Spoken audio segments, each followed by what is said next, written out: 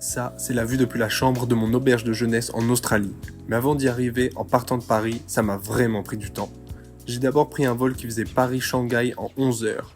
J'ai eu le temps de regarder quelques films, même si dans l'avion il n'y avait pas beaucoup de choix. Une fois arrivé en Chine, et donc plus précisément à Shanghai, je me suis rappelé que j'avais 5 heures d'escale. Alors j'ai décidé d'aller manger dans un des restaurants de l'aéroport, et c'était pas mal du tout. Ensuite, j'ai attendu dans l'aéroport tellement grand et vide qu'on dirait juste un hangar. Après toute cette attente, je monte dans le vol, direction Sydney pour 9 heures d'avion. J'ai pu regarder là aussi pas mal de films et de séries, le tout en mangeant le repas servi dans l'avion qui, premier degré à chaque fois, c'était vraiment excellent. J'ai dormi un peu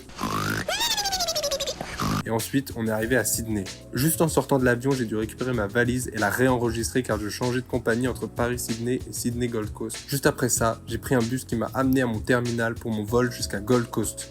C'était mon dernier vol et même s'il durait que 1h30, c'était le plus chiant. Car en plus de la chaleur australienne, j'en pouvais plus de passer ma vie assis sans pouvoir bouger. Une fois au sol, j'ai directement récupéré ma valise et j'ai couru jusqu'au premier tram pour aller jusqu'à l'auberge tellement j'étais fatigué et j'en pouvais plus. J'étais épuisé par le trajet mais très content et reconnaissant d'avoir la chance de voir ça chaque matin.